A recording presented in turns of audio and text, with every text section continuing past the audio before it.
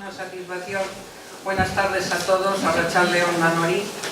Y es una satisfacción participar en este ciclo en calidad de historiadora antes de llegar a ejercer toda la tecnología para la conferencia. He estado charlando distendidamente con el equipo tan magnífico de esta conmemoración de los 100 años, 100 urte de Iralabarri. Realmente hay que felicitar el dinamismo del barrio, sus gentes, la participación in situ hoy en las diferentes convocatorias que vais desarrollando desde todo este mes y en adelante. Y esto es prueba tangible de la personalidad y el carisma que siempre ha tenido a lo largo de la historia este barrio de Iralabarri. Vamos a tratar en óptica y en calidad de historiadora dar por lo menos unas pinceladas a modo de impresionismo, porque una hora o 3/4 de hora largo no os dan para poder sintetizar al máximo. Sobre todo he focalizado la figura de Juan José de Irala y su implicación, como he titulado, a la hora de ver esa dimensión histórica de este proyecto que se va a hacer realidad, y a las pruebas me remito porque estamos en Iralabarri. Y una cuestión que también sorprende, le he dado un poco vueltas, hablando con algunos de los descendientes de Juan José de Irala, es la etimología de Iralabarri, porque parece que todos identificamos el barri, de barriada, de barrio, cuando puede ser también tomado etimológicamente como Iralaberri. El nuevo Irala, o igual que hay Recaldeberri, pues puede ser una posibilidad a la hora de calibrar también lo que don Juan José de Irala planteó en su proyecto, su ilusión y su proyecto visionario que se va a hacer realidad. Vamos a dar paso, y vuelvo a reiterar mi agradecimiento a la comisión, que están trabajando mucho. Por lo menos vamos a situar al personaje. Sabéis que es importante situar siempre al personaje, y aunque probablemente todos sabréis, y aquí hay también antiguos alumnos e historiadores, la circunstancia histórica de ese periplo vital hay que entroncarla siempre con los orígenes. Los orígenes de Juan José de Irala remiten a ese tronco común de los Irala, que venía de Guipúzcoa, y una rama en concreto pasó a Elorrio. Concretamente en el siglo XVIII ya los tenemos más o menos identificados en el célebre Baserri, en el caserío de San Antón, y parece ser que toda la trayectoria inicial de la familia, lógicamente por una institución que es clásica en el mundo del panorama de la historia vasca, el mayorazgo era del caserío, y el resto de los hermanos tuvo que emigrar. En concreto así pasó con el padre Antonio Irala, que tuvieron que emigrar a El Molar, Andigüela y Torrelaguna, que como creo que todos pueden saber, y si no yo les ilustro muy brevemente, son unas poblaciones del entorno de la Sierra de Madrileña, muy cerca del río Jarama, donde se va a trabajar concretamente el padre con otros canteros vascos. Esto nos daría para parlamentar largo y tendido, porque la tradición de los canteros, de los artesanos vascos, fantásticos desde el siglo XVI, ahí están también los testimonios en las iglesias y en los monasterios de la Castilla también medieval, nos remiten en este tiempo ya posterior a esa artesanía, esa brillantez de los maestros canteros vascos que trabajaron en el canal de Isabel II. Cuando se va a Madrid se ve todas estas panorámicas, se observa precisamente muchas de estas poblaciones que dieron refugio y trabajo a muchos de estos canteros vascos que tuvieron que emigrar para ganarse la vida. A la altura de 1853, por hacerlo ya sintetizado un poquito toda la trayectoria vital, Antonio Irala va a matrimoniar con una elorriana, Margarita Arriola Gurbide, y es una mujer, siempre me gusta reconocer el rol del matriarcado vasco, va a ser también una seña de identidad de los Irala, como en otras familias del contexto vasco, en este caso esposa y madre de una familia numerosa que se proyecta nada menos en 7 hijos, 3 de los cuales, como saben ustedes, la mortalidad infantil en aquel tiempo era bastante elevada y la alta tasa de natalidad en este caso, pues 3 fallecen, pero crean un entorno familiar muy compacto, con unas señas de identidad también importantes. De esta forma, nuestro protagonista, es decir, el actor social al que nos lleva a dar la conferencia hoy, es Juan José de Irala, que como ven ustedes en ese pequeño fragmentito, ahí está la partida de bautismo. Nació el 12 de junio en 1857 en Torrelaguna. Esto nos explica pues, por qué en sus vivencias, en sus escritos, remite con cierta simpatía a todos esos recuerdos vitales, lógicamente del recién nacido, pero sí de su entorno familiar.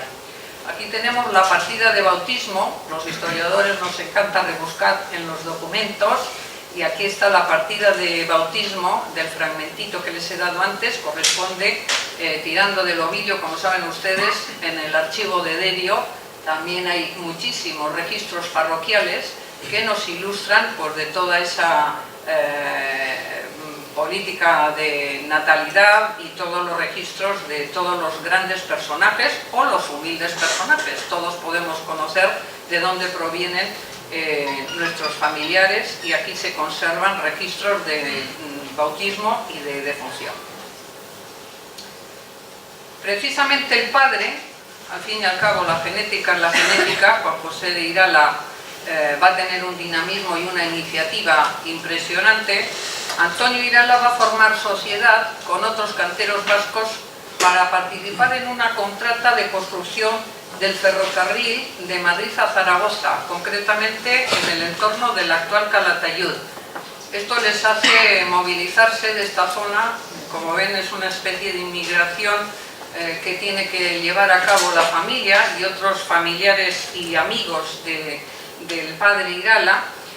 Nuevamente intervienen varias contratas para la construcción de carretera en Soto de los Cameros, con el puerto de Piqueras en Soria, una zona que, si ustedes conocen, realmente es abrupta y muy compleja a la hora de ver también las infraestructuras viarias. Y posteriormente, en 1870, el padre Irala se traslada con toda su familia al entorno riojano, concretamente a la capital, a Logroño, donde ya tenemos noticias de que Juan José se matriculará en el instituto para cursar pues, bachillerato y tomar clases de dibujo. Parece ser que tenía también unas actitudes realmente notorias a la hora del dibujo. Desgraciadamente, por todos estos trabajos realmente duros, complejos del padre, en 1871 contrae una terrible pulmonía, y el padre fallece, Antonio Irala, como consecuencia de este enfriamiento complejo. Este fallecimiento, la muerte del padre, claro, trastoca la vida familiar. La vida familiar se ve alterada y no tienen más remedio que regresar a la capital de Vizcaya, la villa de Bilbao, a residir. Precisamente en un momento también circunstancial bien complejo, porque, como saben ustedes, en 1874 todo el desarrollo de los episodios de las guerras carlistas, entre la segunda y tercera, fundamentalmente en tercera, conduce al episodio histórico del sitio de Bilbao en 1874. Entonces regresan en un momento harto conflictivo por toda la presión de los combates, de los episodios entre carlistas y liberales, y el asedio a Bilbao, con lo que esto implica de falta de alimentos, de falta de vituallas y una conflictividad evidente. Ahí tienen ustedes una fotografía antigua del momento histórico de 1874 de ese sitio de Bilbao, una de las muchas pinceladas que podemos encontrar en las hemerotecas y en algunos archivos de los fondos documentales de la villa de Bilbao. Ya en Bilbao, esta familia Irala Arriola lo que va a hacer es implicarse. Desde luego, una de las características de la personalidad de los Irala es su laboriosidad. Participa en una serie de contratas en la cantera de la mina de Miribilla. En este momento estamos en plena efervescencia también de esa industrialización de Vizcaya y de Bilbao, de tal forma que empresarios como Martínez de la Riva, el notorio empresario de la minería vizcaína, bueno, pues necesitaba mucha fuerza de trabajo y precisamente en este tiempo Juan José de Irala, un adolescente, diríamos, deja los estudios, etcétera, porque es necesario trabajar en pos de la familia. En este tiempo sí tenemos noticia de que están viviendo en Iturribide número 32, son años realmente muy duros para la familia y para el entorno también de sus amistades. Precisamente sobre esa dureza y esa situación familiar e incluso histórica del Bilbao de aquel tiempo, él recuerda en muchos de sus escritos, es una delicia, algunos de puño y letra, a veces hasta con lápiz, recordar en esos escritos pues las circunstancias terribles, diríamos, francamente hostiles para la familia en el casco viejo. Y quizá esta situación tan compleja que él vive y su familia, como otras tantas familias de aquel tiempo, es lo que, por eso he subrayado la habitabilidad, es lo que le va a hacer reflexionar de cara a un futuro para solucionar un problema de signo social que vivía y que él testimonia personalmente en muchos de sus escritos. Tanto es así, la situación era compleja que, como tantas familias, pero en este caso la familia Irala Orriola, Margarita, su madre, experimenta un deterioro notabilísimo de su salud y en este tiempo nada menos que Juan José, para ayudar a la familia, nada menos está trabajando por las 2 pesetas de jornal en las escombreras para apoyar la economía familiar. Como ven ustedes, pues la situación de la familia era compleja, muy difícil, y a eso se añadía todas las carencias que la propia dinámica de la guerra, de la tercera guerra carlista, pues va a impactar en la propia capital vizcaína. ¿Qué va a hacer esto? Pues obliga a la familia a refugiarse e ir nuevamente a Elorrio, donde tenían sus raíces, pero las necesidades de trabajo, de la economía familiar, les hacen regresar nuevamente a la villa, a pesar de que hay constancia, y así tenemos atestiguado, de que Bilbao en este tiempo, aparte de la guerra, las carencias, la falta de vituallas, etcétera, etcétera, falta de paz, había una gravísima epidemia de tifus que diezmó también a la población infantil. Bueno, no, se me olvidó decirles, ahí tenemos a un Juan José Irala bien jovencito, muy repeinado, con tupé a la moda del 2016, y ahí tenemos pues una caligrafía con una letrita inglesa perfecta que mantiene a lo largo de su vida en la mayoría de los escritos y documentos, protocolos notariales. El paso del tiempo se va notando, pero él realmente tenía una caligrafía muy perfecta y al modelo inglés.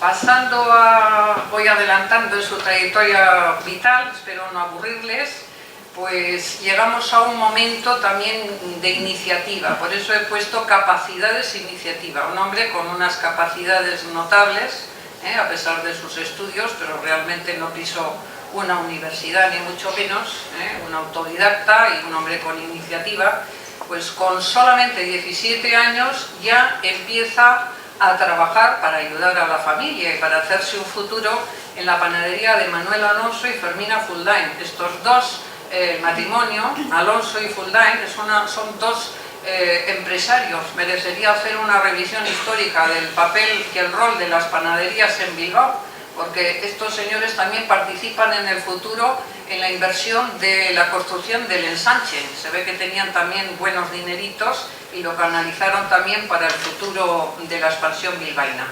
Bueno, pues estos señores les ayudan y de hecho entra a trabajar conociendo, como es subrayada, en los pequeños secretos de la fabricación del pan en la panadería y en la pequeña fábrica de los Alonso Fuldain, pero se implica en todo. Lo mismo barre dependencias, que acarrea leña y carbón, que amasa pan, con lo cual va ejerciendo pues, esos pequeños secretos, y observa con gran perspicacia cómo se fabricaba el célebre pan Fot, que probablemente muchos de ustedes conocerán, o por lo menos mis abuelos sí me decían, vete a la panadería y de Sollo, mis abuelos vivían en Egaña, y decía, vete allá donde los de Sollo y pide un pan Fot.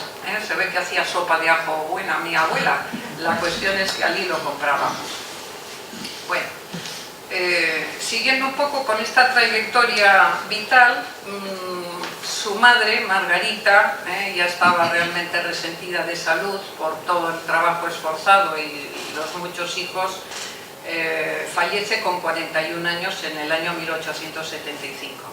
Y Juan José de Irala, entre otras muchas orientaciones de vida, va a tomar una serie de clases de contabilidad que le venían muy bien, por lo que luego le va a acontecer en unos momentos en que también la historia, no solamente a nivel nacional, sino a nivel del País Vasco, trae, como saben ustedes, en 1876 la abolición foral y el triunfo de la restauración monárquica, con lo cual pues toda la dinámica política, etcétera, tiene su proyección en el País Vasco de una forma muy directa.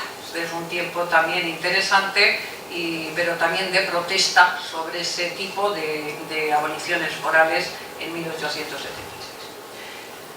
En esta coyuntura histórica se le va a enviar a Orozco, le mandan los Alonso a suplir la administración de un gestor que estaba enfermo, y comienza pues con esta administración en la fábrica de harinas de Orozco. Y de la misma forma que él conoce esos secretos, también va innovando la familia de los Alonso en una serie de tipologías de pan. Pan chiquito, pan de Viena, una tipología de pan también que nos llega hasta nuestros días, y demás clases finas. Es decir, que en vez de ser un pan un poco más adusto o un pan, digamos, más cotidiano, sencillo, era un pan mucho más elaborado, con unos ciertos cereales más seleccionados, etc. Para este tiempo, 1879, avanzamos un poquito más, ya todos los hermanos Irala Arriola van a vivir en su domicilio de Iturribide, y ahí mismo son sus testimonios, reflejan de alguna forma pues el hacinamiento, la situación también incluso de insalubridad, etcétera, etcétera. Con eso no quiero decir que se viviera mal en Iturribide, pero realmente la situación de las familias, incluso de los trabajadores en el casco viejo y en algunas calles determinadas, realmente no era todo lo idónea que se podría desear, sobre todo el hacinamiento en habitaciones, etcétera.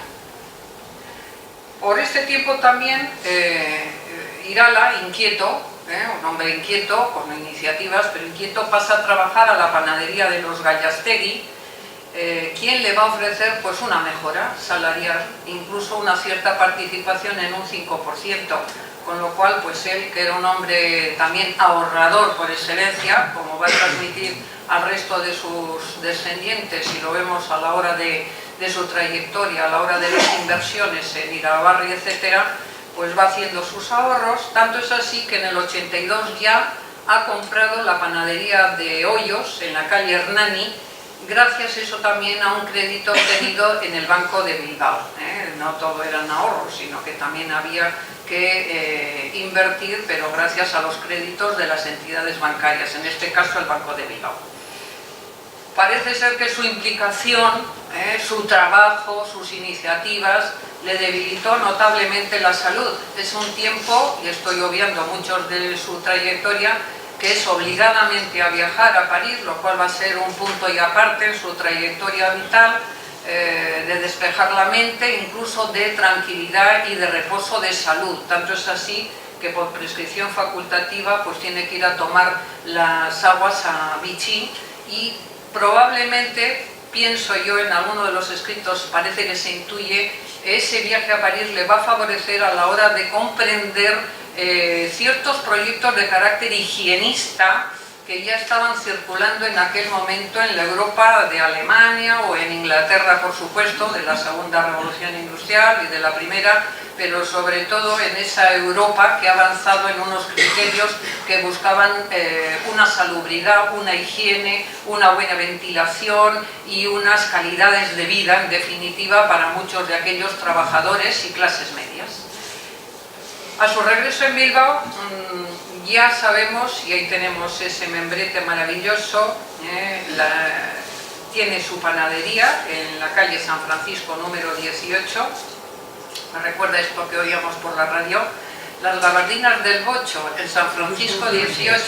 Bueno, pues los que somos ya de una cierta promoción, no tan ludita, tampoco estamos tan mal, pues conocemos por la radio aquella publicidad. En este caso la publicidad de la Estrella de Viena, ahí fíjense ustedes cómo él ya rubrica sistema austrohúngaro, sistema moderno, panadería, fábrica de harinas, JJ Irala, con la dirección e incluso el teléfono, esta avanzadilla que va a ser también un leitmotiv en la figura de Irala, porque realmente era un hombre que sabía vender, tenía una información y la sabía vender, como va a ocurrir luego con el proyecto de Iralabarri. Es un hombre con una proyección de marketing diríamos hoy, y de publicidad, sabía vender, y era un hombre persistente, a veces hasta sutilmente pesado, diríamos entre comillas, a la hora de saber vender pues muchos de sus proyectos. Aquí planteo pues un poco el amor, porque si hubo un matrimonio por amor, desde luego aquí lo fue en representación de Casimira Martínez del Villar. Como tuvo amigos y como tenía también un vínculo estrecho donde había nacido, hizo un viaje, un entorno, no voy a hacer todo el recorrido, pero en La Rioja, en Munilla concretamente, va a conocer a su futura esposa, Casimira, con la que va a contraer matrimonio en 1883 en la iglesia de Santa María de Munilla. Se conserva también todo el registro matrimonial, etc. Aquí tenemos los dos protagonistas de la saga, Casimira y Juan José, que ya se ha dejado una barbita, ya es un hombre por lo menos asentado, con su propia panadería, etcétera, y da el salto hacia el matrimonio. Y aquí tenemos nada menos toda la prole familiar. Los 12 hijos, Armando, el mayorazgo, Margarita, Manuel, María Dolores, María Patrocinio, Sabina, José Víctor, Juan José, María Pilar, Antonio, Narciso y Jesús. Como saben ustedes, el sentimiento religioso y la práctica religiosa de Irala es una seña también de identidad. No es de extrañar que en el vínculo familiar de los Irala hubiera vocaciones, concretamente dos religiosos, jesuitas, y uno además eminentísimo, filósofo, teólogo, etcétera, y dos de las hijas, una que por cierto murió bien joven, fue madre de las madres reparadoras, o sea, aquí mismo, cercano, como saben ustedes, muy cercano a la quinta parroquia y a las madres reparadoras que estaban en plena plaza de Zabalburu. Yo, siendo pequeña, me acuerdo perfectamente de las madres reparadoras. Es más, tengo una vivencia, no la voy a contar aquí, pero igual luego distendidamente ya lo podré contar. Y aquí esta foto pues es muy curiosa porque es una foto de la época, que no está visualmente igual muy completa, pero sí es ilustrativa de esa especie de holgura, un bienestar que ya tiene la familia a pesar de un trabajo esforzado, y van a vivir a un chalet en Portugalete, donde con todos los niños y ya con gente de servicio, claro, tanta prole familiar, Casimira necesitaba también apoyo y ayuda. Desgraciadamente en el año 1899, y a los 32 años, o sea, en la flor de la vida, desgraciadamente muere Casimira, dejando pues un niño muy pequeño, con lo cual pues la propia vivencia en algunos de sus escritos de Irala realmente queda desfondado, significa un trauma tremendo para él, los testimonios de algunas de las nietas me transmitieron, tanto Patti como Charo como Elena, me dejo a la cuarta, que estuve en su momento charlando con ellas y fueron unos testimonios maravillosos. Eso me reafirmaban, que fue un auténtico matrimonio por amor, y su ausencia fue tremenda para Juan José.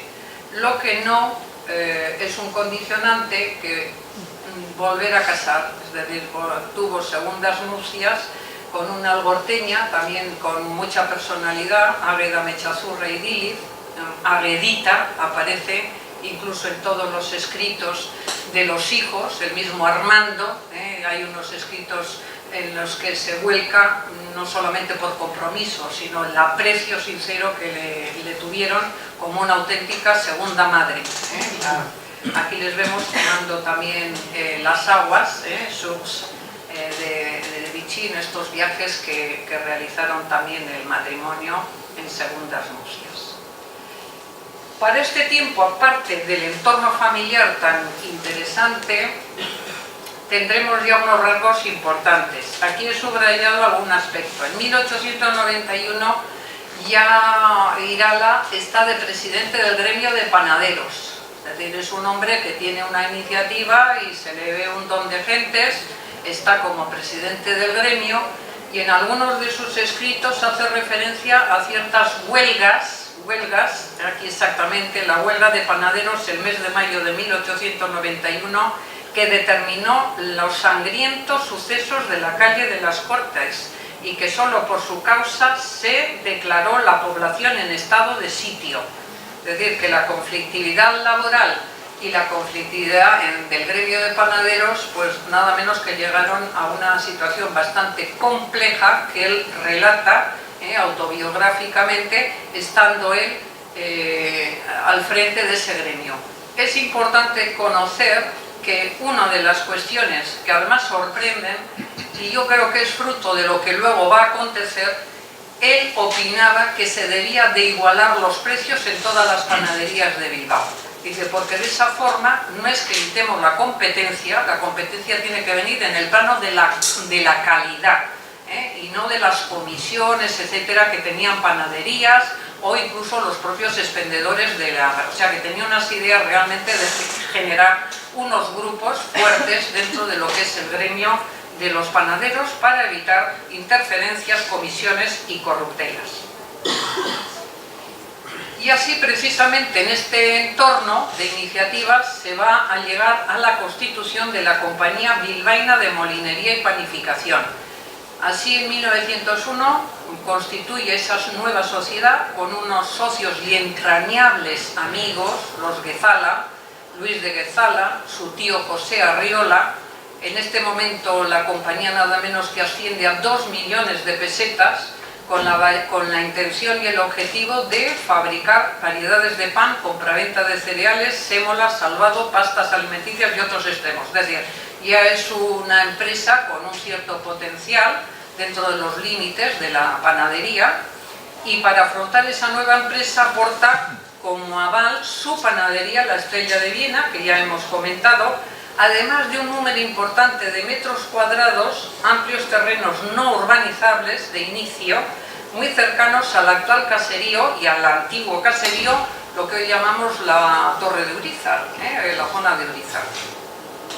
En 1901 ya está como director gerente de este negocio panadero, disponía de las máximas acciones, es decir, era socio mayoritario, y también era propietario, más o menos endeudado o no, de una serie de terrenos en los que textualmente cito, por eso va entrecomillado, planes concretos de edificación y urbanización en el espacio periférico de la villa.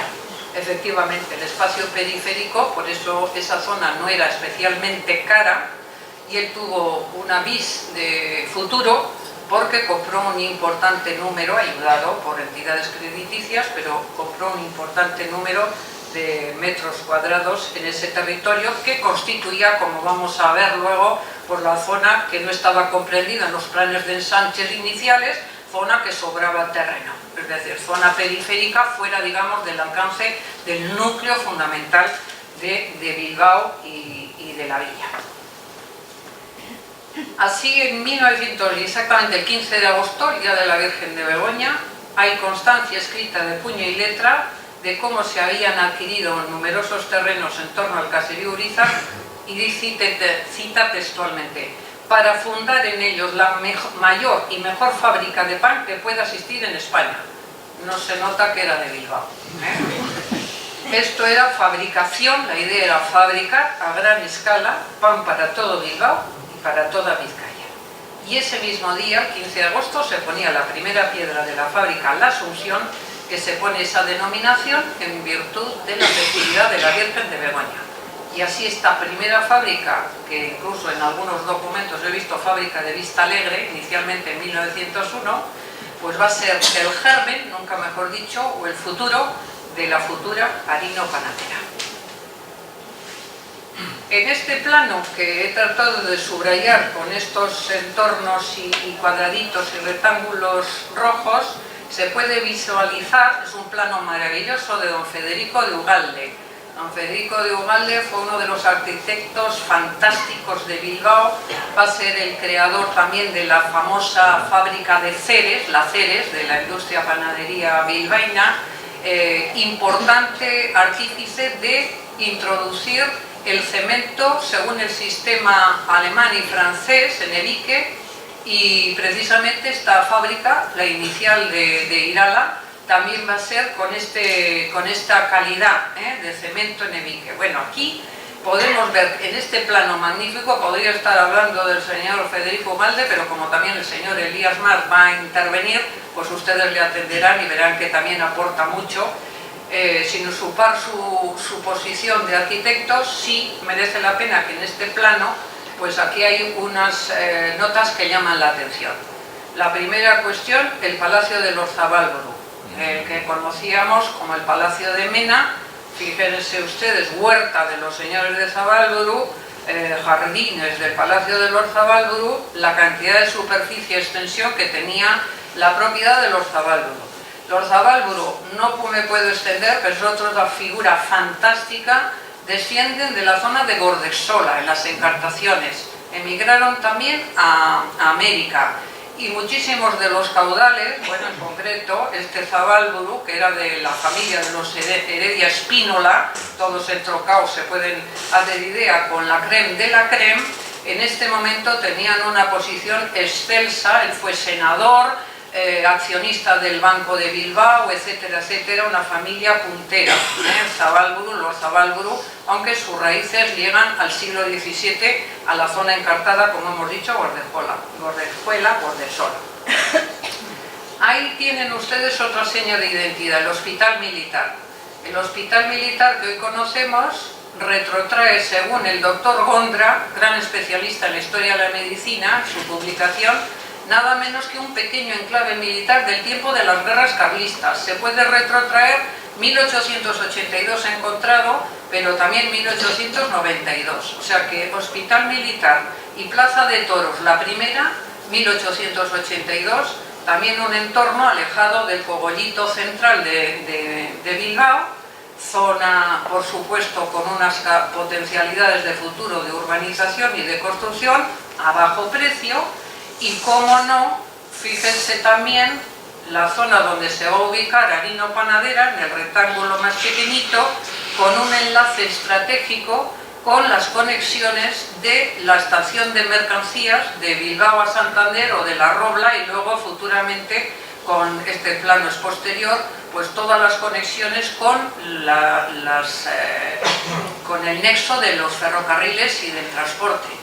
O sea que la zona tenía una geoestrategia también impresionante.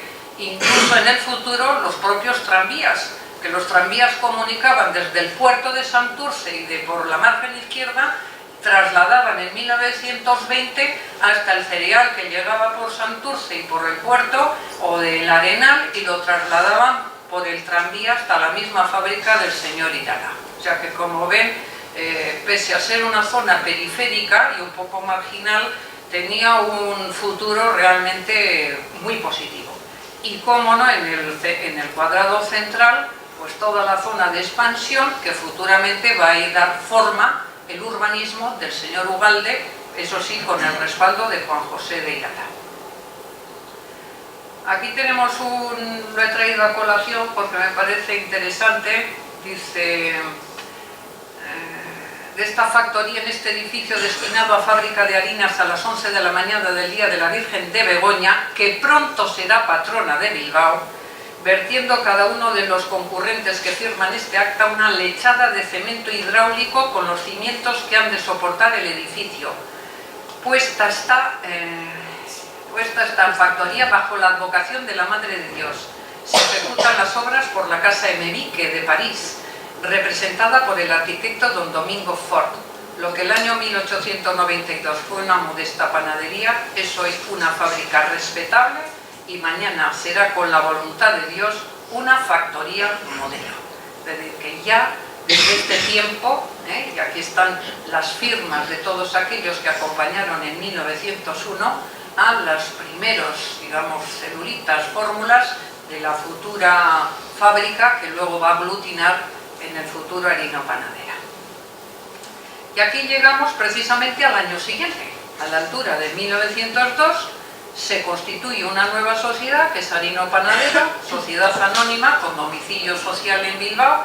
Ahí tienen ustedes también esos maravillosos y preciosistas membretes de las cartas que acostumbraban, el papel que acostumbraban para la fábrica de Harino Panadera, y los socios fundadores, que no puedo entrar al detalle, mi libro también recree bastante de cuestiones relativas a Harino Panadera, pues son, como no, los Artiats, que luego, como no, vamos a recordar de la zona de Deusto, la famosa fábrica de galleta, en su momento también panaderos, Artiat Batit y compañía, con una gran potencialidad con acciones, Santiago Gallastegui, Guillermo Echevarría, José Ricardo Díaz de Terán, Andrés García, todos hacen una piña en esa especie de proyecto inicial de Juan José de aglutinar intereses de los panaderos, y constituyen una empresa ya sólida, 6 millones de pesetas, en 1902 eran 6 millones de pesetas, a la hora de generar una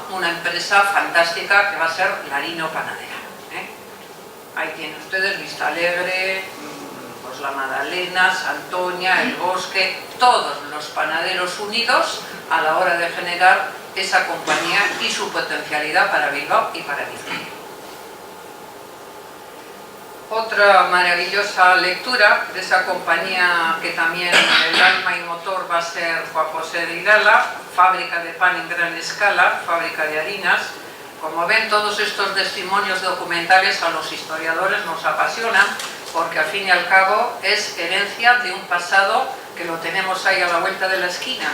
Hoy, con la tecnología punta y tanto ordenador, no sé lo que nos va a quedar. Y estas pintaderas maravillosas, que se las cedí muy gustosamente a los coordinadores de la exposición, estas pintadoras llevan el sello característico de Harino Panadera de toda la vida, que era su famoso caballito. En todos los papeles que envolvían los panes, etcétera, o los bollitos, ponían ese caballito de Harino Panadera. Estas pintaderas están en el Museo Histórico del Casco Viejo, y yo tuve la oportunidad de utilizarlas, pues pidiendo a un fabricante de pan que me hiciese por favor ese pan, esa pequeña holgaza, para que se viera realmente cómo se realizaba esa marca en las pintaderas. Hay pintaderas, como saben ustedes, en el Museo Histórico y Antropológico del Casco Viejo, maravillosas, con unas filigranas, y sobre todo yo, a una panadería en la zona de Gordejuela, que también tiene tradición de buen pan, en Gordesola y en Güeñes, ahí también había maravillosas pintaderas que dejaron legado en el Museo Histórico. Se han recogido afortunadamente varias. Esta fotografía también que tienen ustedes, que cedí gustosamente para la exposición, pues refleja, y a su vez a mí los descendientes de Irala me la cedieron para la publicación, pues se ve toda la idiosincrasia de un Irala coordinando toda la labor en los hornos, nada menos en estos hornos de Harino Panadera. Ahí tienen ustedes los hornos de leña, sus trabajadores, y él como capitán dirigiendo pues toda la labor.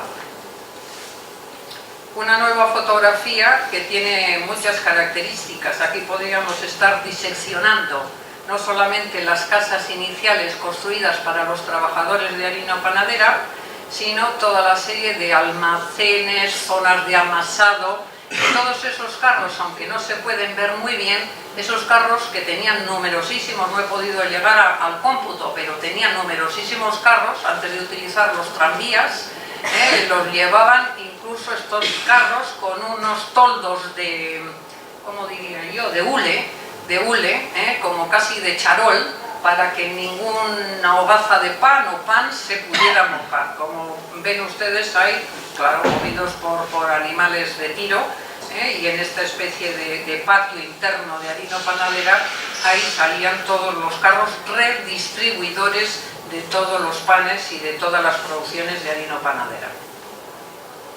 Una nueva visión también de todos los edificios de harina panadera, que afortunadamente tenemos a nuestro alcance de visión y revisión. Ahí se observan unas obras de raíles. Recordamos que el proyecto del tranvía urbano, que en este tiempo estaba explotado por Tramways Electricité de Bilbao, compañía belga y vasca, llegó hasta las mismas puertas de harina panadera, de tal forma que estos tranvías de mercancías también conectaban y redistribuían. Lo que hacían antiguamente los carros, también llevaron a un convenio harina panadera para que se redistribuyera con el tranvía urbano de Bilbao, en este momento, como he dicho, Tramways Electricité de Bilbao, y fue un proyecto muy costoso del que daría alguna referencia, y concretamente en una publicación de historia de Bilbao también dejé constancia. No puedo entrar al detalle porque podría ser extenso. Cómo no, presidiendo siempre ese panorama, la Plaza de Toros de Vistalegre, ahí la tenemos, Factoría de Vistalegre. Dos muestras de los estatutos, portada, estatutos nada menos de 1903, de la Sociedad Anónima, y estatutos reformados de 1921. Son las portadas de esos estatutos que codifican todas las normas, todos los artículos, que en este momento, pues para hacer historia empresarial son útiles, pero en principio, pues obvio, para darles a ustedes pues otra serie de cuestiones. Nuevamente el plano de Ugalde, para ubicar también dónde nos movemos. Ahí está Harina Panadera, la calle de Irala, el Hospital Militar, la Plaza de Toros, los ramales de los ferrocarriles y algunos caseríos o casitas que se van ubicando. Esto ya es 1915-17.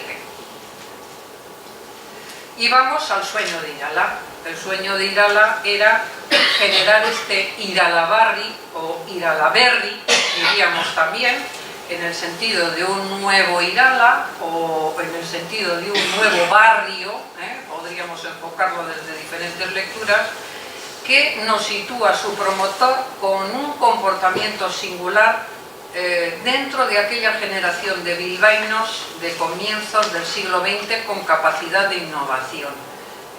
Realmente tendríamos que descubrirnos ante una personalidad.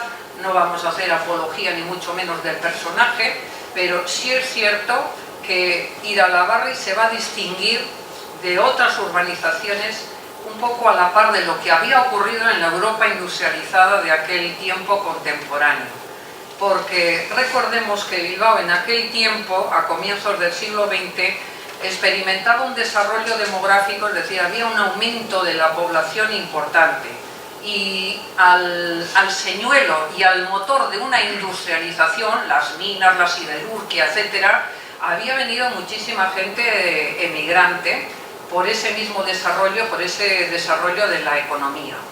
Y esta misma emigración va a promover unas cotas de hacinamiento, de insalubridad, de unas condiciones de habitabilidad realmente malas o muy condicionadas que afectaban a la mayoría de estos trabajadores, de tal forma que en esos distritos históricos, Casco Viejo, etcétera, se encontraban unas cotas de mortalidad y sobre todo infantil numerosísimas, y no infantil, unas cotas de mortalidad importantes. Así, en las memorias que escribe él personalmente y eleva al ayuntamiento, es muy recurrente, la cantidad de escritos que eleva al ayuntamiento, que a veces no le hacen, apenas le atienden o sin interés. En 1915 él indica cómo en esos distritos históricos se alcanzaba una mortalidad de hasta casi un 23 por 1000, cuando en Irala o en esta zona, ya está evolucionada desde 1908, no se alcanzaba ni mucho menos el 13 por 1000. Es decir, que la distancia entre esa mortalidad era evidente. Y textualmente él defiende: quiero crear un barrio, estamos aludiendo a su proyecto, con agua, con luz, con saneamiento, 343 viviendas con jardines para obreros de la inteligencia, de la oficina, del mostrador y clase media necesitada y sufrida. Realmente esto patentiza el interés de Irala a la hora de dar solución a una demanda social. Lo que él había constatado, que realmente ese es el objetivo y el principio y el final de su proyecto. Un hombre realmente con una capacidad también de visión de futuro importante. Este modelo de proyecto tiene una sincronía evidente de una forma precursora, he situado ahí, yo lo he escrito, con los planteamientos higienistas que estaban presentes en la Europa industrializada. De tal forma que en esos pequeños viajes que realizó a París, etc., él se informó, era un hombre con una sed de información, y añoraba las propias ciudades jardines que existían en muchas de las poblaciones de la Europa de aquel tiempo. De tal forma que nada menos que ya en 1902, cuando está fundando Harina Panadera, ya presenta al Ayuntamiento de Bilbao el proyecto de una edificación de casas para sus trabajadores, en 1902. Curiosamente, esta propuesta no es aceptada por el ayuntamiento. Estoy obviando mucho porque es un trámite de escritos, de contestaciones. Como saben ustedes, las instituciones a veces van siempre por detrás de las iniciativas, y no lo aceptaba el ayuntamiento. Luego ya lo se aceptó el gobierno civil, y la propia institución municipal pues ve las ventajas de todas estas posibilidades. Y es importante significarlo porque se adelanta con mucho a todas las leyes de las casas baratas y toda la serie de leyes que van a propiciar un abaratamiento para esas viviendas, no digamos sociales, pero por lo menos modernas y en condiciones que se van a ir generando luego a lo largo de la segunda mitad del siglo XX, y del siglo XX. Este es el mérito. Una de las cuestiones que más te podría subrayar, que es el mérito de Irala, reflejar una iniciativa privada que solvente una demanda social. La demanda social estaba ahí, él se adelanta un poco y realmente es un mérito en su consecuencia. Y además, como hay rúbrica en la parte de abajo, fíjense ustedes, modernista maravillosa, el lema: una casa propia al alcance de vuestra mano, con un pequeño esfuerzo y lo que pagáis por alquiler.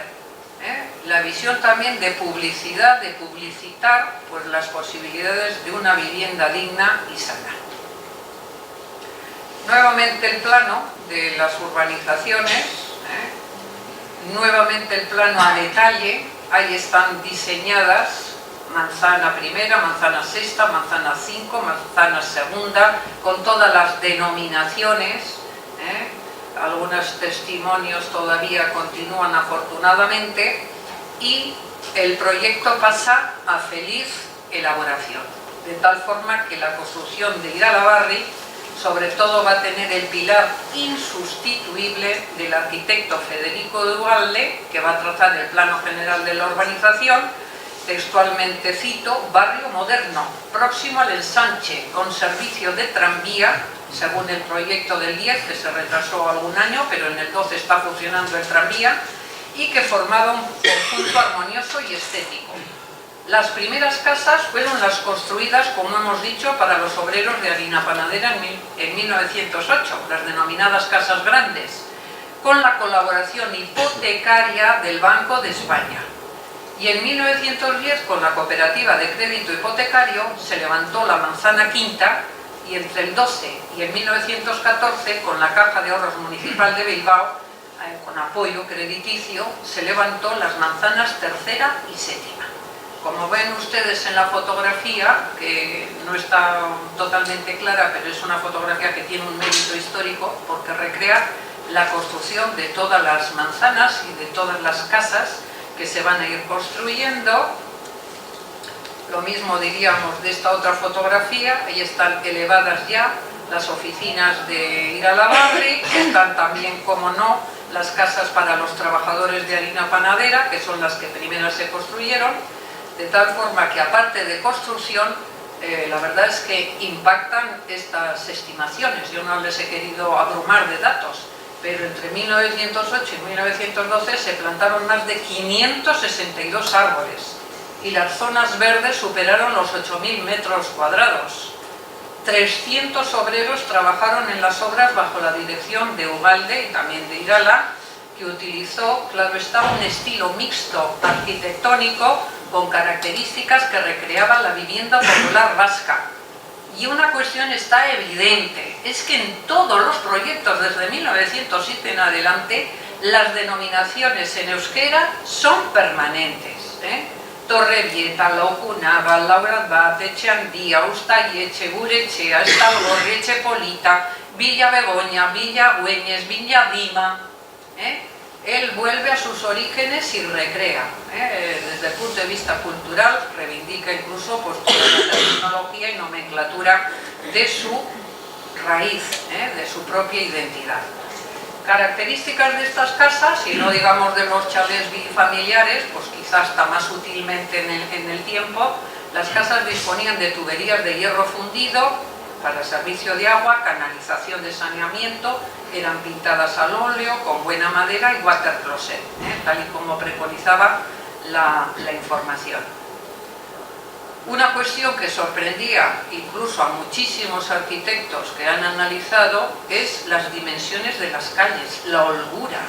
Calles de 7, 10 y hasta 12 metros de anchura. Si comparamos las calles, estas dimensiones, con las del ensanche o del casco viejo, años luz.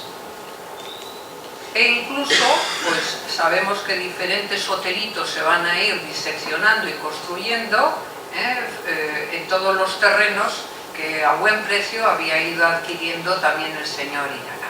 La iluminación, como no, va a ser servida por la compañía Unión Eléctrica Vizcaína y el terreno total de las manzanas, puede ser pie más, pie menos, nada menos que eran 428.000 pies cuadrados, que en aquel tiempo valían nada menos que la solemne cifra de 3 millones y pico de pesetas. Es decir, que la estimación no solamente de espacio, sino de todo lo que implica, realmente fue importante. Y la publicidad. Esta foto hace gala de lo que hemos dicho fue habilidad también de Irala, porque no solamente se construye, sino que aquí tenemos Iralabarri, solares urbanizados en venta, con agua, con luz, con saneamiento, a precios económicos. Se sabía también publicitar y vender porque le interesaba, y ahí está pues toda la futura construcción de Iralabarri, algunas ya construidas, y todo ese panorama de espacio de zona verde a futuramente construir. Otra nueva panorámica, al fondo se divisan las agujas de la quinta parroquia.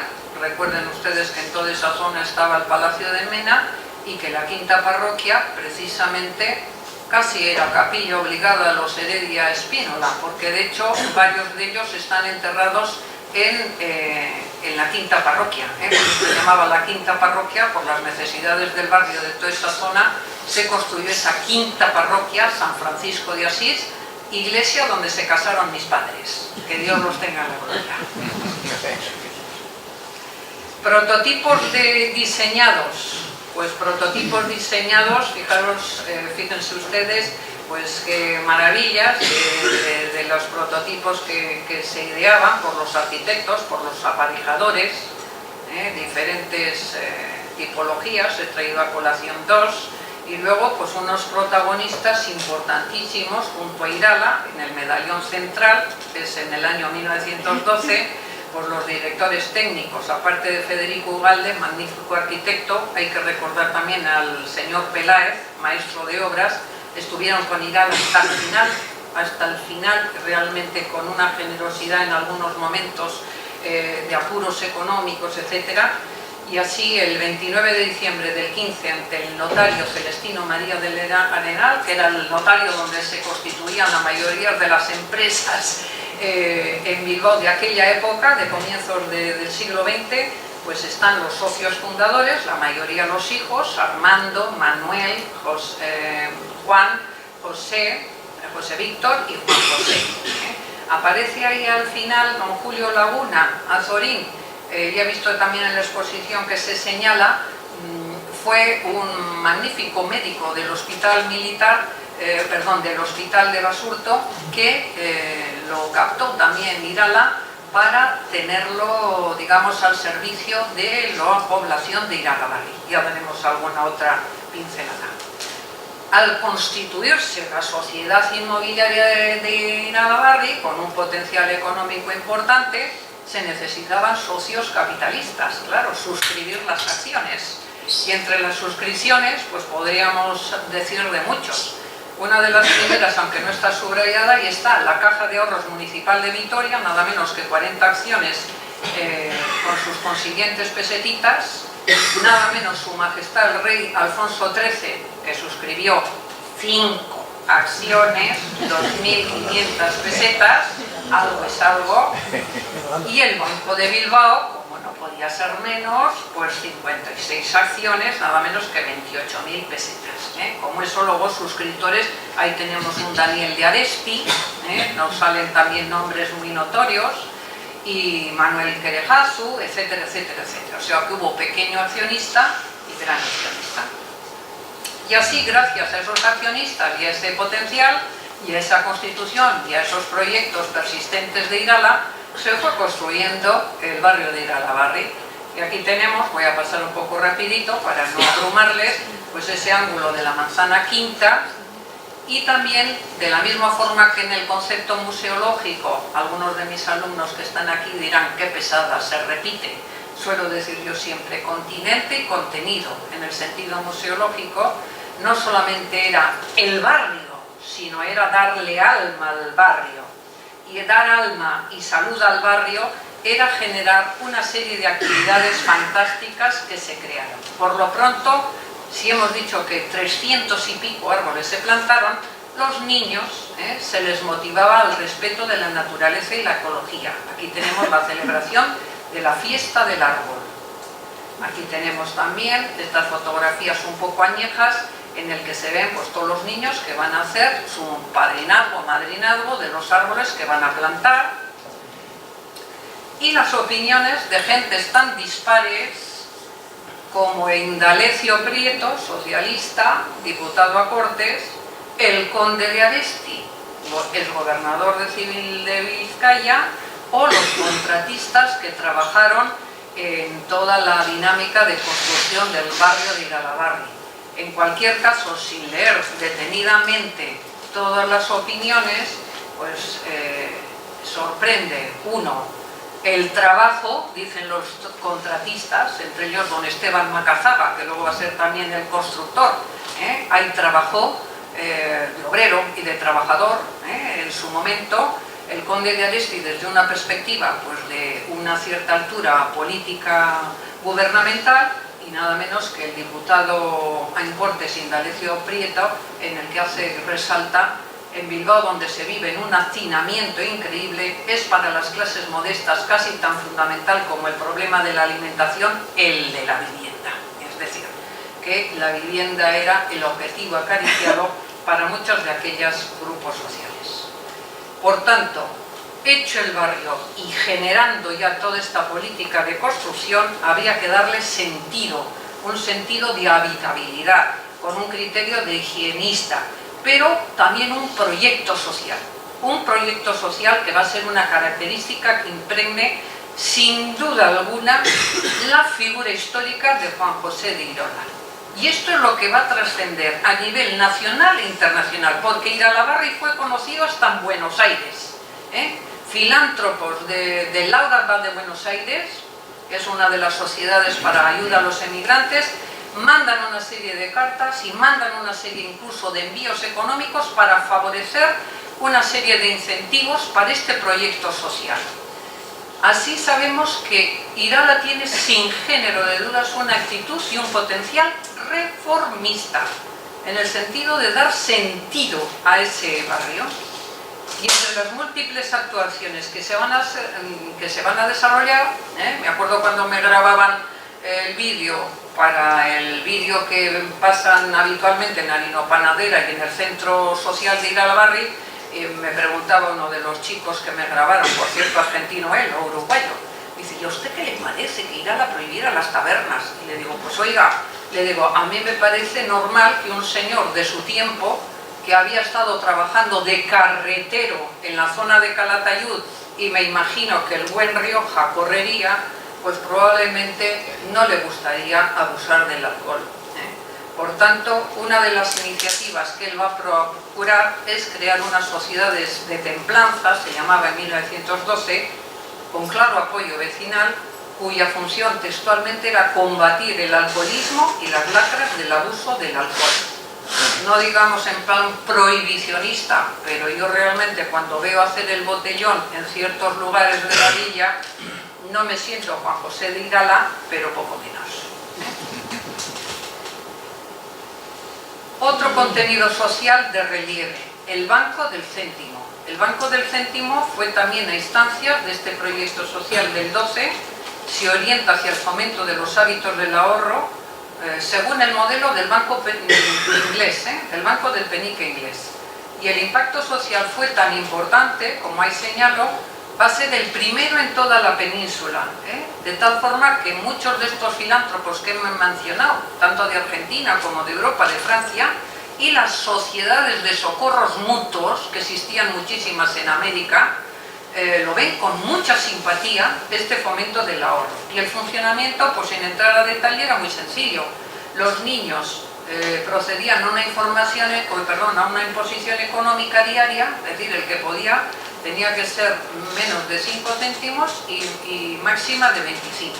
Y cuando se llegaban a las 25 pesetas, en 1912 se abría una libreta de ahorro en la Caja de Ahorros Municipal, abriéndose para el niño con su titularidad. Es decir, era un proyecto para fomentar una intencionalidad cívica, ahorrativa y pedagógico, social y hasta moral.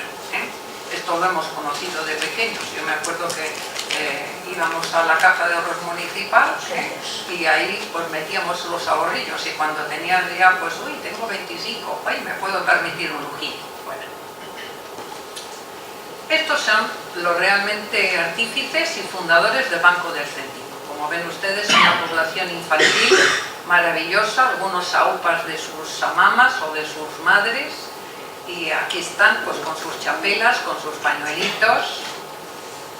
Y otro de los importantes proyectos que se llevan a cabo es el economato. Aquí tengo, gracias a los descendientes de Juan José de Irala, dos moneditas, economato de Irala Barri. Pues desde 1910 se funda el economato a la hora de textualmente contribuir al bienestar económico de los residentes. En 1910 ya hay 48 puntos a la hora de un desarrollo sociocultural y económico, y entre los muchos logros fundamentalmente es la asistencia casi gratuita del doctor Julio Laguna Azorín, reducción de precios también de medicamentos, productos textiles, alimentos de uso cotidiano, es decir, salía realmente algo más rentable. Y entre otra serie de apoyos, que quizá no constan tanto, pero es de gran interés, es incluso la posibilidad de alcanzar becas para aquellas familias que probablemente sus condiciones económicas o sociales no permitían los estudios. O sea que el economato tuvo un alcance de vida cotidiana, pero también de proyecto de cara al futuro pedagógico. Actividades pues múltiples, la fiesta del pájaro, fomentar el culto a la naturaleza, la ecología, un leitmotiv permanente. Ahí están las niñas con sus jaulitas y los pájaros, en estos descampados y en estas zonas. como no, los niños, muchos de aquellos residentes de aquel tiempo, de comienzos del siglo XX, perdón. Nuevamente aquí un horizonte amplio, casi desconocido, de lo que hoy es Iralabarri, con algunos hotelitos, con algunos chalés, como no, con algún palacio, y las niñas también. Y a mí como docente y como educadora también a nivel de universidad me interesa muchísimo resaltar pues solamente algunas pinceladas del proyecto educativo. Como hemos visto tanto por las fotos como tenemos por medios periodísticos, la población infantil aumentó notablemente. Hemos visto las fotografías que dan testimonio de la cantidad de niños que se vincularon al barrio y de las familias del barrio de Iralabarri. Y de esta forma se procuró necesario pues, asistir ese proyecto educativo, necesario proyecto educativo. En principio, las noticias que tenemos es que desde 1913 e incluso antes se ha encontrado en archivo que ya Irala dirigió al ayuntamiento la necesidad de que se crearan escuelas públicas gratuitas, lo cual contó con una cierta resistencia por parte del ayuntamiento. Y de esa forma, uno de los primeros colegios que se generó y apoyó Juan José de Irala es el de San Nicolás de Iralabarri, que se situó en un incipiente edificio en Villagüeñes, donde se cursaban pues, diferentes estudios: doctrina cristiana, historia natural, problemas, geografía, historia de España, gramática, urbanidad e higiene.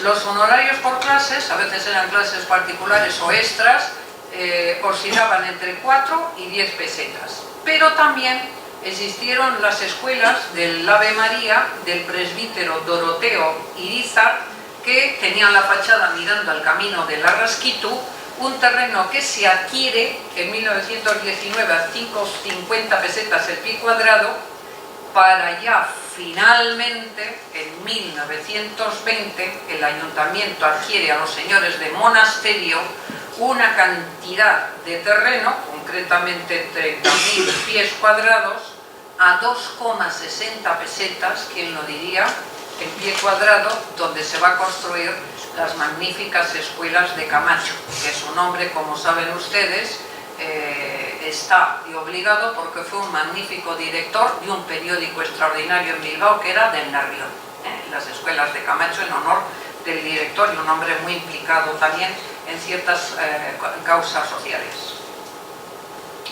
La proyección de Iralabarri, no se asusten ustedes que ya estoy finalizando. La proyección de Iralabarri comprende pues un margen cronológico, podríamos seguir y podríamos llegar a la actualidad, pero por implicar la figura con todo el proyecto y la realización, como saben ustedes, desde el 15 el desarrollo de Iralabarri o Iralaberri, como quieran denominarlo, va a ser un hecho incuestionable, que incluso contó con el respaldo, como no, de la propia monarquía de Alfonso XIII, quien apoyó el proyecto del empresario e incluso apoyó, incluso podríamos decir que ayudó en los resortes necesarios a nivel nacional y provincial para que se siguiese en la idea del empresario Irala. Así ese respaldo va a tener diferentes visitas. Yo ahora voy a proyectarles también unas fotografías bastante bonitas, probablemente ya las conocerán ustedes, están recogidas también de ciertos medios hemerográficos, de tal forma que el rey, el monarca Alfonso XIII, va a acoger, textualmente digo, con gran simpatía la ampliación del proyecto, participa en la colocación de la primera piedra, con todo el boato que van a ver ustedes, en 1915, nuevamente en agosto, que estaban veraneando, también vienen, estaban en Santander o en San Sebastián, pues vienen, se desplazan, lo cual fue recogido por todos los periódicos bilbaínos, y nuevamente en agosto de 1916, de una forma inesperada, se plantan a ver las obras el rey y su consorte, Victoria Eugenia, para ver cómo va en el desarrollo, porque habían venido a la inauguración del asilo de Lejabarri. Aprovecharon la coyuntura y pasaron por las obras de una forma, digamos, extraoficial. La familia real va a ser invitada a la inauguración a bombo y platillo del 6 de noviembre del 16, pero sabemos que se excusan. Ya habían venido bastantes ocasiones y finalmente se excusan, aunque mandaron pues, autoridades de relieve a la propia inauguración con todo su prestigio y con todo su poder. Estos son los testimonios gráficos. Aquí doña Victoria Eugenia con un hermoso pamelón, don Alfonso XIII con su mustacho bien cuidado y con todos los, digamos, todas las altas representantes de Bilbao, de Vizcaya, incluso desplazados de la corte. Aquí tenemos todo un barrio de Iralabarri, pues con guirnaldas, lógicamente todo engalanado, en la colocación de las primeras piedras de las diferentes avenidas, de una de las avenidas. Nuevamente también la bendición, como no, del obispo y de otra serie de sacerdotes y de párrocos. Y un recuerdo también entrañable, siempre la población infantil, en este caso pues la casa donde residía la familia Irala. Ahí tenemos también pues constancia gráfica de esos chalets familiares donde se vivía y se trabajaba. Quizá más conocidas las casas que se fueron construyendo, chalets bifamiliares, con unas condiciones muy cuidadas, con saneamiento, nuevas visiones de todas las edificaciones de las diferentes avenidas. Vean también un poco la idiosincrasia del urbanismo del arquitecto Ugalde, un poco en relación con esa tipología, digamos, mistificación también de tendencias de construcción de la época, balaustradas, cuidadas, etc. Otra nueva fotografía, unas más mejor o peor conservadas, siempre presentes desde el otro día mismo, digo, miraba y digo, uy, esta misma lleva mi nombre, Begoña, digo, mira qué maravilla. Nueva proyección también de diferentes construcciones de todas las avenidas y una característica fundamental, y es que entre esos criterios higienistas se preconizaba la existencia de los patios internos.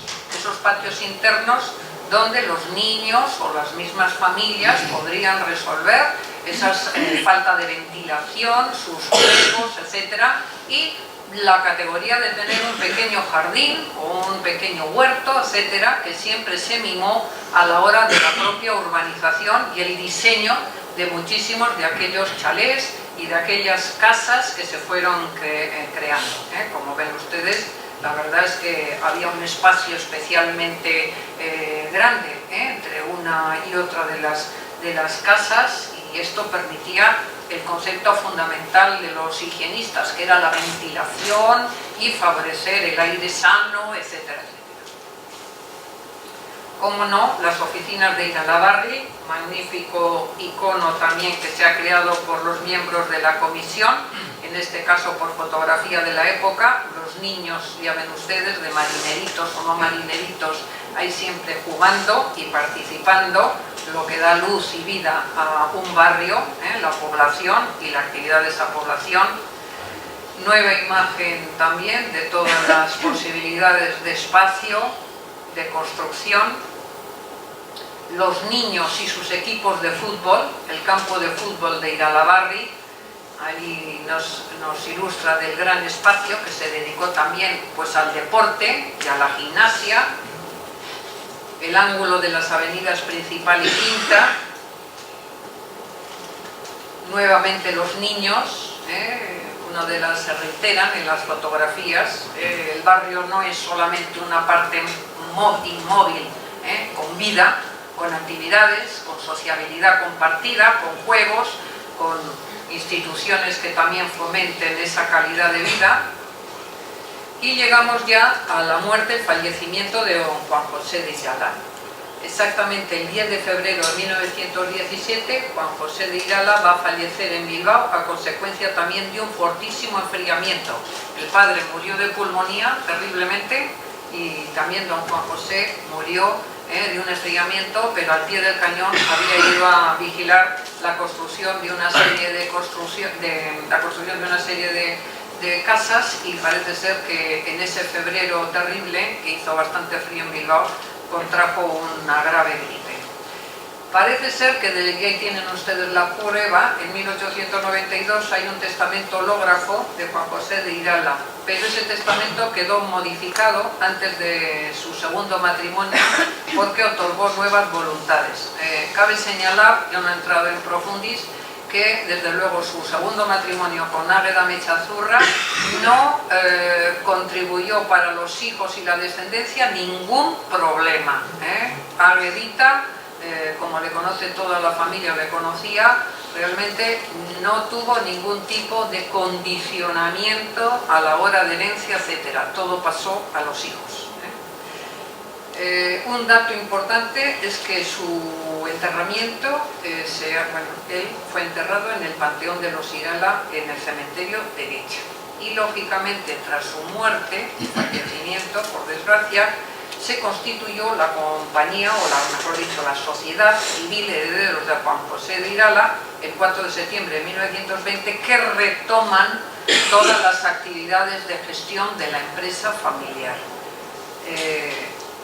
Por último, dar 4 pinceladas que creo que les habrá quedado bastante claro la imagen y la realidad histórica de este protagonista. Desde luego, industrial panadero, fundador de Harino Panadera, empresario de la construcción, hombre tenaz donde los hubiera, innovador en ideas y proyectos, con creencias y sentido religioso, que va a ser también algo que por genética se transmite a la familia, filántropo y benefactor, porque entre otras muchas cuestiones en las que no puedo entrar, en 1891 él forma parte del Colegio de Sordomudos y Ciegos de Deusto, a los que patrocinaba de una forma regular, es decir, que hora y labora, pero también trabajaba por dar solución a ciertos problemas para el famoso Colegio de Ciegos y Sordomudos de Deusto desde el 91.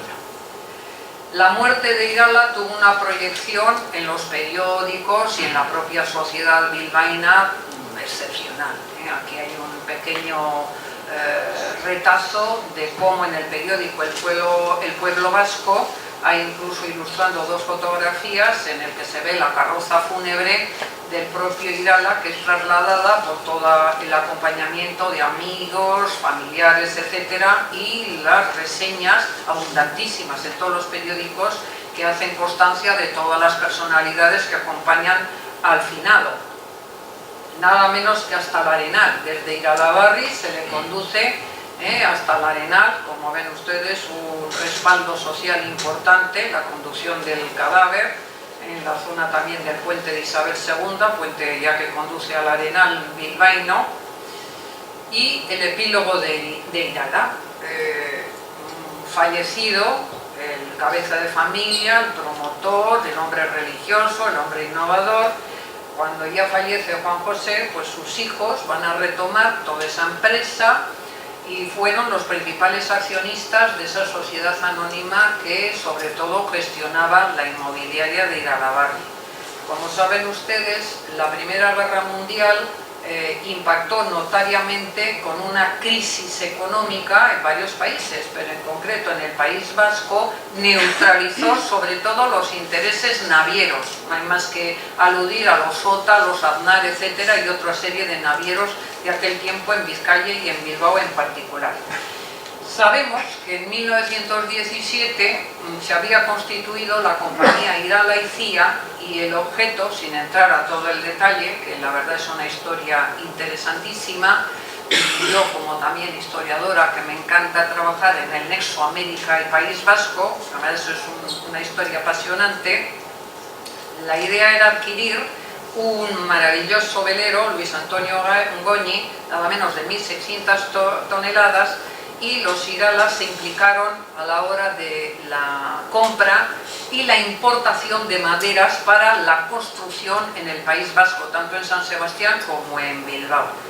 Desgraciadamente el viaje resultó un gran fracaso por averías y contingencias que no puedo entrar al detalle, sobre todo por un fuerte temporal, hizo agua el velero, etc. Y una serie de esas circunstancias van a truncar la eficiencia de una operación que a priori iba a ser un éxito económico, porque la idea era repetir toda esa trayectoria de importación y exportación. Lógicamente, este descalabro en lo económico, sobre todo por los intereses navieros de los hijos y descendientes de Irala, condicionaron una serie de gastos y pérdidas notabilísimos, porque había créditos pendientes con entidades bancarias, y la familia tuvo que vender numerosas acciones de la inmobiliaria de Iralabarri, lo cual pues da un poco el punto y seguido a la hora de la trayectoria del barrio, no digamos de la especulación, pero sí por parte de la familia de ninguna forma, pero sí venta de acciones, etcétera, a la hora de otros compromisos que estaban pendientes con las entidades bancarias. Por tanto, concluimos esta conferencia, esta charla, que he dado gratamente a todos ustedes, espero que les haya encantado, con una frase realmente importante retomada del político Benjamin Disraeli, en el que dice, pues uno de los leitmotivs que un Maduro Irala representa con su bombín y su propia personalidad, ya en sus años de evolución de edad, que la mejor garantía de la civilización es la habitación, en el sentido de habitación, no de habitación como la que estamos nosotros en este magnífico salón de los padres franciscanos, sino la habitación en un sentido genérico, amplio, universal, de unas condiciones de habitabilidad y de solución a un problema tremendo que es el de la vivienda. Por tanto, muchísimas gracias por su interés, gracias por su atención. Vuelvo a agradecer a todo el comité y a toda la comisión de Iralabarri por esta feliz oportunidad de que una historiadora les haya podido por lo menos ilustrar en alguna medida sobre esta figura y sobre este proyecto que se hizo realidad y que afortunadamente, como reza en ese eslogan y en el programa, concretamente, Irala permanece, Iralabarri permanece, va a seguir y ojalá celebremos el 200 centenario.